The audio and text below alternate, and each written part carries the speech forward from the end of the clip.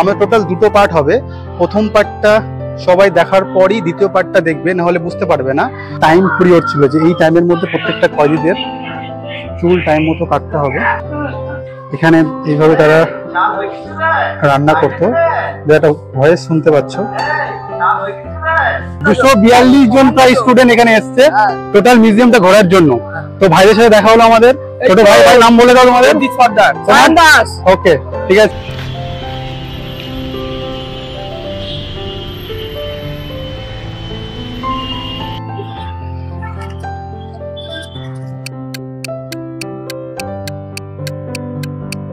So hello guys, আমরা এখন বর্তমানে এসে হচ্ছে কলকাতা আলিপুর জেল মিউজিয়াম। এই আলিপুর জেল মিউজিয়ামটা এস্টাবলিশমেন্ট হয়েছিল 1906 খ্রিস্টাব্দে। জেলের ভেতরটা কেমন হয়, এখন এখানে পুরোটাই মিউজিয়াম করে দিয়েছে। তো ভেতরটা অনেকটা সুন্দর, ভেতরে কি আছে, কেমন কি বৃত্তান্ত আছে, সমস্ত কিছু তোমাদেরকে আমি দেখাবো ভিডিওর মাধ্যমে। তোমরা অবশ্যই ভিডিওটা পুরোটা দেখো। ওকে, চলো দাম ভিতরের দিকে, আমরা জেলের ভিতরে একবার যাই।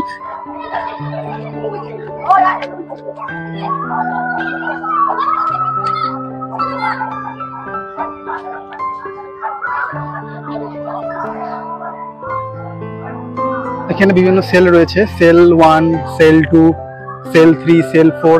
এখানেই সমস্ত কয়েদিদের এই সেলগুলোতে রাখা হতো, ঠিক আছে। তো তোমরা দেখতে পাচ্ছ যে এই যে বড় বিল্ডিংটা রয়েছে, এটা হচ্ছে ওয়াচ টাওয়ার। আর চারপাশে বিভিন্ন সেল রয়েছে। এই সেলগুলোতে বিভিন্ন সমস্ত কয়েদিদের রাখা হতো, এবং এটা হচ্ছে ওয়াচ টাওয়ার, ব্রিটিশের ওয়াচ টাওয়ার। এই ওয়াচ টাওয়ার থেকে সেলগুলো যে সমস্ত কয়েদি আছে তাদেরকে পর্যবেক্ষণ রাখা হতো, তারা কোথাও পালিয়ে যাচ্ছে কিনা এই বিষয়ে গতিবিধি দেখার জন্য এই ওয়াচ টাওয়ারটা করা হয়েছে। এখন বর্তমানে এটা এখন আন্দামানের একটা মিউজিয়াম করেছে। ভেতরে আন্দামানের বিভিন্ন জেলের সম্পর্কে লেখা আছে এবং বিভিন্ন ছবি রয়েছে। আমরা উপরে যাব, চলো।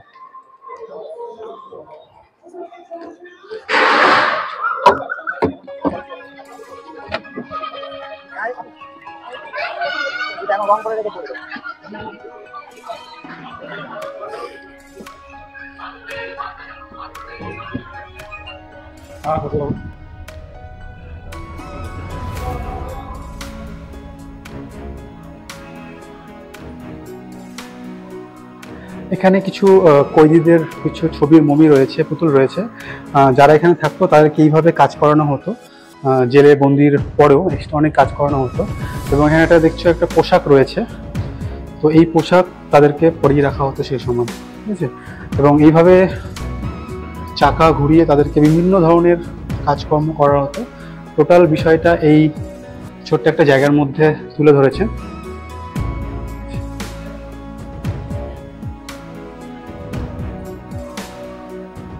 তো এখানে কিছু অ্যানিমেশনের মাধ্যমে বিভিন্ন জিনিস ফুটিয়ে তুলেছে। এটা হচ্ছে অ্যাকচুয়ালি আন্দামানের সেলুলার জেল।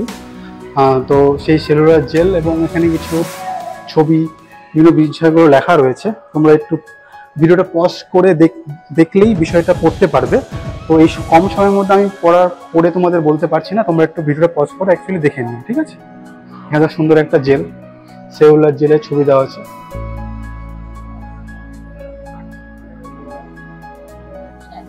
বন্দীদের জীবন চর্চা, অর্থাৎ যে সমস্ত কয়েদিদের এখানে এই বিভিন্ন বিল্ডিংয়ে রাখা হতো।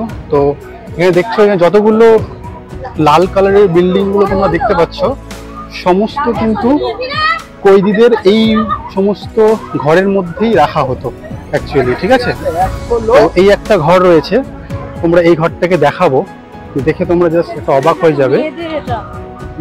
তো চলো আমরা ওই ঘরের দিকে।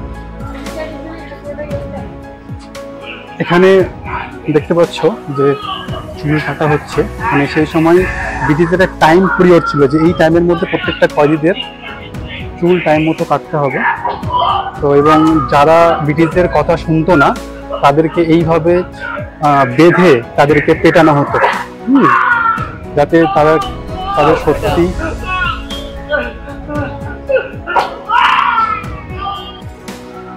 এই হচ্ছে জেলের মধ্যে কয়েদিদের থাকার স্থান। দেখতেই পাচ্ছ তোমরা, এখানে তারা এইভাবে জামা কাপড় কাচতো। এখানে একটা ছোট নলকূপ রয়েছে, এখানে জল থাকতো, এই জলে তারা স্নান করতো এবং এখানেই তারা শুয়ে থাকতো এবং তাদের সময় তারা এখানেই কাটাতো। খুব সুন্দর একটা দৃশ্য, এক জেলের ভেতরের মধ্যে যে পরিবেশটা সেটা এখানে ফুটিয়ে তুলেছে এরা। মনে হচ্ছে হয়তো সত্যিকারের একদম পুরো। তো এইভাবে তারা তাদের নিজের সুখ দুঃখের কথা আলোচনা করতো, অনেকে শুয়ে রয়েছে। আর এখানে এইভাবে তারা রান্না করতো, যেটা ভয়েস শুনতে পাচ্ছ। এই ছিল ভেতরের পুরো পরিবেশ। শুরু হচ্ছে পুরো টোটাল যে লাইনটা দেখছো, এই টোটালটা হচ্ছে বিভিন্ন ঘর রয়েছে। এই ঘরের মধ্যে যে সমস্ত কয়েদিরা ছিল, এই কয়েদিরা এই ঘরের মধ্যেই তারা ছিল। তো ঘরটা তোমাদের জাস্ট দেখাচ্ছি কতটা বড়। এই এত বড় টোটালটাই একটা রুম। তোমরা লিটারেলি দেখতে পাচ্ছ যে এত বড় একটা সেল, যে এই সেলের মধ্যে প্রচুর কয়েদিদের একসঙ্গে রাখা হতো। এই একটা, এটা হচ্ছে সেকেন্ড সেল, আর ওটা থার্ড সেল। তো এর মধ্যেই সবাইকে রাখা হতো। তো যেমন জেল হয় অ্যাকচুয়ালি সেরকম। ওকে, তো তোমাদের পুরো বিষয়টা দেখালাম ঘুরে, আশা করি অনেকটা ভালো লাগছে। তো যাদের কি কিছু কমেন্ট থাকলে কমেন্ট করো, এবং প্লিজ লাইক এন্ড সাবস্ক্রাইবটা করো তোমরা। ওকে, হ্যালো গাইস, দেখতে পাচ্ছ প্রচুর ছেলেপেলে এখানে এসছে এক্সকারশনে, তারা চেঁচামেচি করছে জেলের ভেতরে।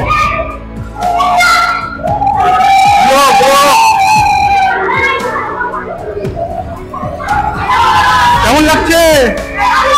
Good good.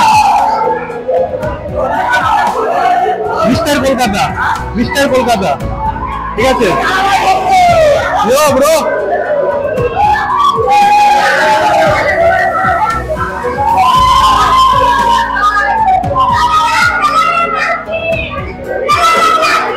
মিস্টার কলকাতা, কেমন লাগছে? কোন স্কুল তোর? নাগতলা হাই স্কুল। প্রথমবার নাকি এর আগে এসেছিস তোরা? প্রথমবার। কেমন লাগছে? গুড। আমাদের স্কুল নামটা বলে দেবে? আচ্ছা, নাগতলা স্কুল থেকে প্রায় 100 থেকে 150 স্টুডেন্ট তারা এসছে এখানে ঘোরার জন্য। ও কত বলছি, 242 জন প্রায় স্টুডেন্ট এখানে এসছে টোটাল মিউজিয়ামটা ঘোরার জন্য। তো ভাইদের সাথে দেখা হলো আমাদের। ছোট ভাই, ভাই নাম বলে দাও তোমাদের। ওকে, ঠিক আছে, টাটা, এনজয়, টাটা।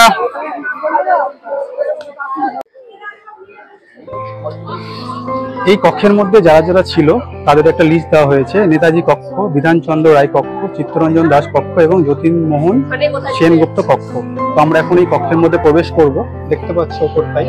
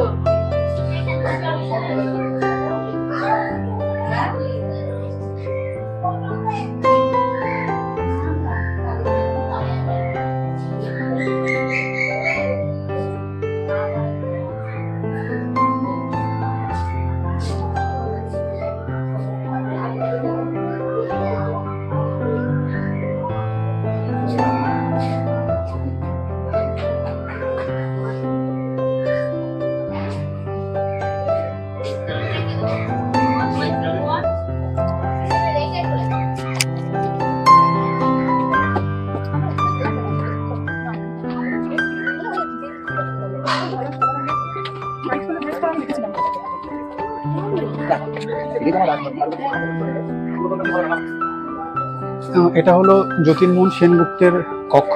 যতীনমোহন সেনগুপ্ত যখন এখানে ছিলেন তাকে এখানে রাখা হয়েছিল, ঠিক আছে।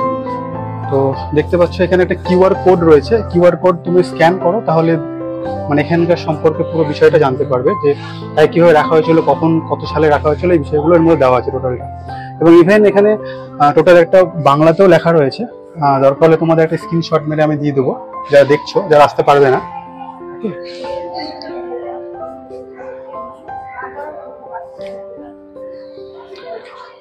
এটা হচ্ছে দেশবন্ধু চিত্তরঞ্জন দাসের একটা কক্ষ। তিনি 1922 থেকে 1922-এর মানে 14 ফেব্রুয়ারি থেকে 9 আগস্ট পর্যন্ত এই কারাগারে তিনি কক্ষে ছিলেন, ঠিক আছে। তো পাশে আছে হচ্ছে নেতাজি সুভাষচন্দ্র বসুর কক্ষ। তিনি 23শে জানুয়ারি 1930 থেকে 23 সেপ্টেম্বর 1930 পর্যন্ত এই কারাগারে তিনি ছিলেন। দেখতে পাচ্ছ ভিতরে একটা ডামি পুতুলের মতো বসানো রয়েছে নেতাজি সুভাষচন্দ্র বসুর। খুব সুন্দর একটা জায়গা তারা করেছে।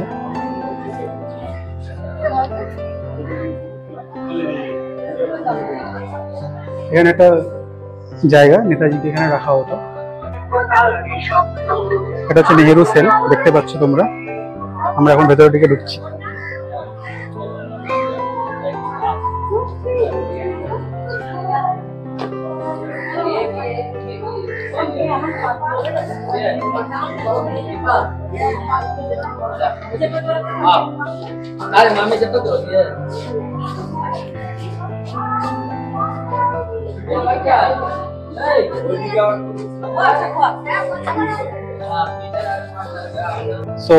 আমরা এখন রয়েছে হচ্ছে নেহেরু কক্ষে। নেহেরু ছিলেন 17 ফেব্রুয়ারি 1934 থেকে 7 মে 1934 পর্যন্ত এই কক্ষে তিনি ছিলেন। তোমার ভেতরে দেখছো একটা মমির ছবি রয়েছে, আর ওখানে দেখছো বসে আছেন একটা, পিছনে দেখাবো যে ওখানে দেখতে পাচ্ছ একটা মমি বসে আছে, উনি হচ্ছে ইন্দিরা গান্ধী। নেহরুর সঙ্গে মাত্র 20 মিনিটের জন্য তাকে মিট করতে দেওয়া হতো। 20 মিনিটের জন্য মিট করে তাকে চলে যায়, টাইম শিডিউল বাঁধা ছিল। তো পুরো জায়গাটা দেখছো, খুব সুন্দর একটা জায়গা। এটা হচ্ছে আলিপুর মিউজিয়ামের, আগে ছিল এটা হচ্ছে গুদামঘর, ঠিক আছে। বর্তমানে এটা লাইব্রেরিতে কনভার্ট করেছে। চলো আমরা এখন লাইব্রেরির মধ্যে ঢুকবো।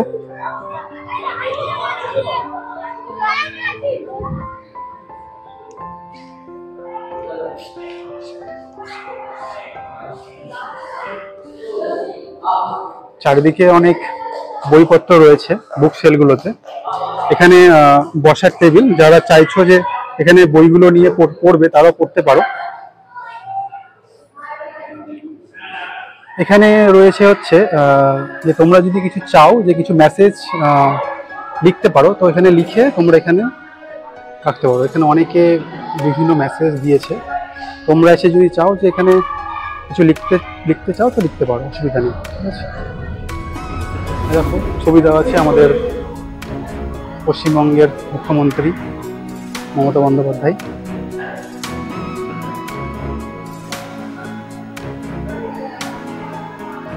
এখানে কিছু সার্টিফিকেট রয়েছে। বেশ হলঘরটা বেশ অনেকটাই বড়, তাই না? বর্তমানে এখন এটা লাইব্রেরিতে পরিণত করেছে। সো আমরা এখন আছি হচ্ছে তাঁতকলে। এখানে বিভিন্ন কয়েদিদের তাঁতের কাজকর্ম করানো হতো। দেখতে পাচ্ছ মানে স্বাধীনতা সংগ্রামের সময় যে সমস্ত কয়েদিরা এই জেলে বন্দী ছিল। আমরা এখন মিউজিয়ামের যে তাঁতকল যে জায়গাটা ছিল, যে কি করে সেই সময় জেলের কয়েদিরা এই তাঁতের কাজকর্ম করত, এই পুরো যে এরিয়াটা দেখছো, এই টোটাল এরিয়ার মধ্যে এই সমস্ত কয়েদিরা তাদের তাঁত বুনত। জায়গাটা অনেকটা এরিয়া জুড়ে বিষয়টা। এবার আমরা এগিয়ে চলেছি কিছু জায়গা যেখানে কয়েদিরা থাকতো, তার আশেপাশে রাস্তা ধরে একটা সরু গলি রয়েছে, সেই গলির দিকে। এখন বর্তমানে আমরা চলে এসেছি হচ্ছে মিউজিয়ামের পেছন সাইডটা। এখানে কিছু কয়েন্সের পার্টিকুলার কালেকশনের কিছু ছবি রয়েছে, যে সেই সময়কার যুগে কি টাইপের কয়েন ছিল। 10 টাকার কয়েন, 5 টাকার কয়েন, 1 টাকার কয়েন। দেখো এটা অনেকগুলো কয়েনের কিছু ছবি দেওয়া, যেমন এটা 5 টাকার কয়েন। ওকে, তো এটা টোটাল একটা সেই টাইম পিরিয়ডের কি কি কয়েন সেই সময় পাওয়া যেত, এইগুলো এই সেকশনে দেওয়া রয়েছে, দেখতেই পাচ্ছ তোমরা। এবং এখানে একটা বড় মূর্তি রয়েছে দুর্গা ঠাকুরের। তোমরা সকলেই জানো যে ইউনেস্কো ওয়ার্ল্ড হেরিটেজ সাইটের তকমা পেয়েছে আমাদের কলকাতা দুর্গাপুজো। এটা প্রত্যেকটা বাঙালির কাছে একটা বড় গর্বের বিষয়। আমরা সামনের দিকে এগিয়ে চলেছি। তোমরা দেওয়ালগুলোতে দেখতে পাচ্ছ বিভিন্ন কয়েনের একটা বড় মতো করে তারা রেখেছে ছবির মতো। এবং এখানে একটা হেরিটেজ দুর্গা ঠাকুরের প্রতিমা রাখা রয়েছে, খুব সুন্দর একটি প্রতিমা তারা সেখানে তুলে ধরেছে মিউজিয়ামের মধ্যে। আমরা এখন এসেছি হচ্ছে মিউজিয়ামের এমন একটি জায়গা যেখানে আমাদের পশ্চিমবঙ্গ সরকারের বিভিন্ন যে পুরস্কার, সেই পুরস্কার এই যে হলটা রয়েছে এই হলের মধ্যে প্রত্যেকটা পুরস্কার সাজানো আছে। যেমন কন্যাশ্রী যে প্রকল্প চালু করেছিল পশ্চিমবঙ্গ সরকার, তার বিভিন্ন প্রাইজ থেকে শুরু করে বহু ধরনের যে মেডেল, সার্টিফিকেট, অ্যাওয়ার্ড সমস্ত কিছু এই ঘরের মধ্যে সাজিয়ে রাখা হয়েছে, সাধারণ মানুষরা যাতে দেখতে পারে যে আমাদের বাংলা কি কি সেক্টরে এগিয়ে রয়েছে এবং কি কি অ্যাওয়ার্ড পেয়েছে সেন্ট্রাল গভর্নমেন্টের তরফ থেকে, তাই না? তো চারপাশটা দেখতে পাচ্ছ বহু ধরনের সার্টিফিকেট এবং অ্যাওয়ার্ড এই ঘরটার মধ্যে রয়েছে এবং মেডেলও রয়েছে, বিভিন্ন অলিম্পিক মেডেলও রয়েছে। যারা 2023 সালে আমাদের বাংলা থেকে যে সমস্ত অলিম্পিয়াড বা বিভিন্ন ক্রীড়া প্রতিযোগিতায় মেডেল পেয়েছে সেইগুলো এখানে সংরক্ষণ করে রাখা হয়েছে সাধারণ মানুষের যাতে দেখতে পারে। তো আমরা এই রুম থেকে এখন বেরিয়ে আগামী বা পরে যে সমস্ত রুমগুলো রয়েছে সেই রুমের দিকে আস্তে আস্তে এগিয়ে যাচ্ছি।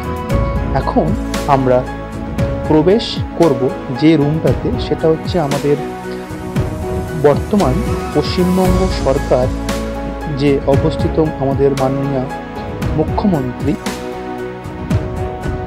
কিছু স্মৃতি যে এই মিউজিয়ামে সাজানো রয়েছে, যে বিভিন্ন সেলিব্রিটিদের সঙ্গে ছবি, শাহরুখ খান থেকে শুরু করে আরও অনেক বড় বড় যে সেলিব্রিটি আমাদের বাংলায় এসেছিল।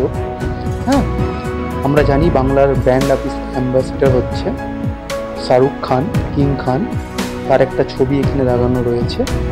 এবং এখানে দেখতে পাচ্ছি মমতা বন্দ্যোপাধ্যায় কিছু কথা বলছেন রেড রোডে, তার কিছু ছবি, এবং আমাদের পশ্চিমবঙ্গের যে বড় বড় সেলিব্রিটি রয়েছে তাদেরও কিছু ছবি রয়েছে। এবং এখানে পশ্চিমবঙ্গ সরকারের যে মাননীয় মুখ্যমন্ত্রী তার বিভিন্ন বই রয়েছে। এবার আমরা প্রবেশ করব হচ্ছে পরবর্তী একটি কক্ষ।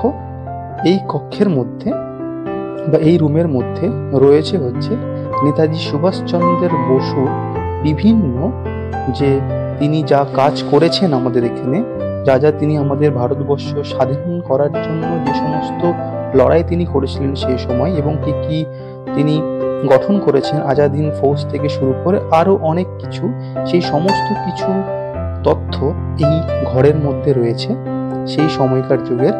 তোমরা এসে এখানে জিনিসগুলো একবার দেখে পড়ে নিলে ব্যাপারটা তোমাদের কাছে অনেক ক্লিয়ার হয়ে যাবে।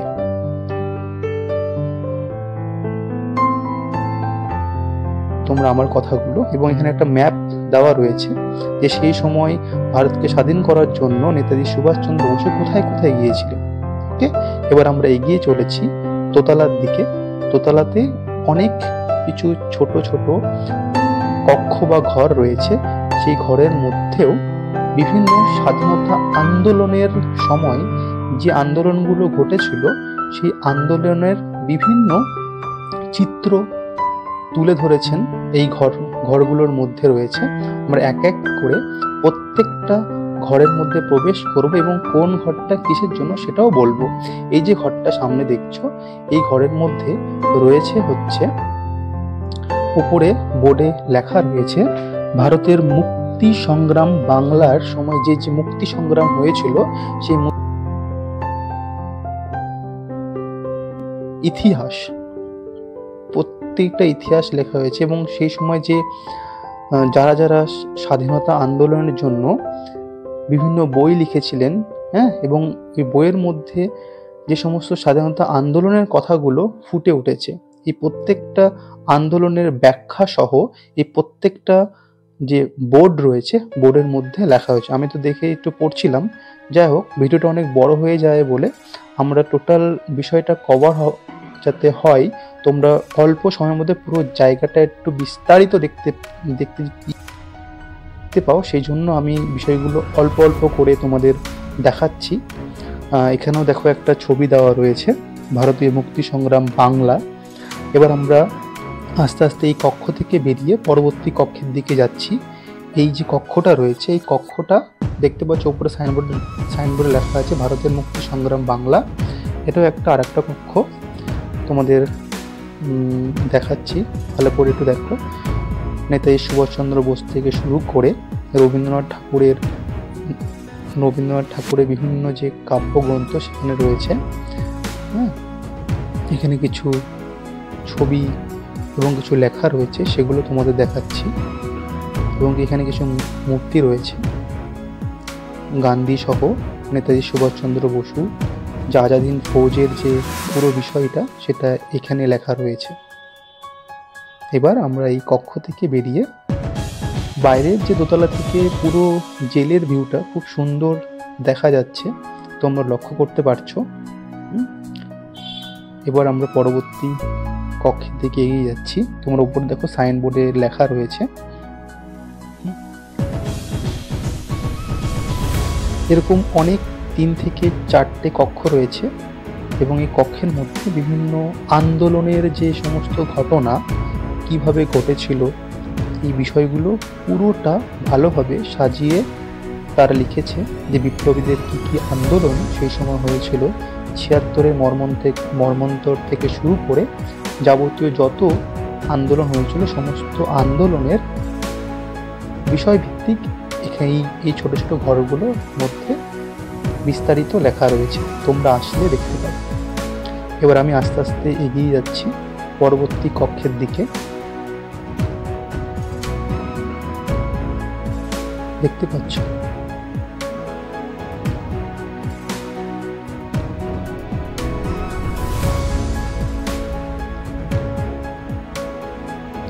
ঋষি অরবিন্দুর কক্ষ এটা। তিনি সেই সময় কার কার সাথে দেখা করেছিলেন, কার সাথে কি চুক্তি স্বাক্ষর করেছিলেন, সমস্ত বিষয় এই জেলের এই কক্ষের মধ্যে বিস্তারিত লেখা রয়েছে। দেখতে পাচ্ছ একটা মূর্তি রয়েছে তার।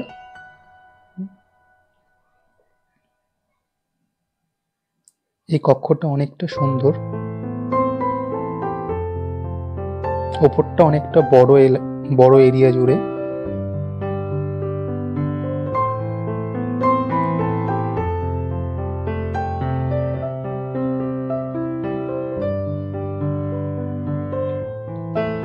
আস্তে আস্তে আমরা এগিয়ে চলেছি।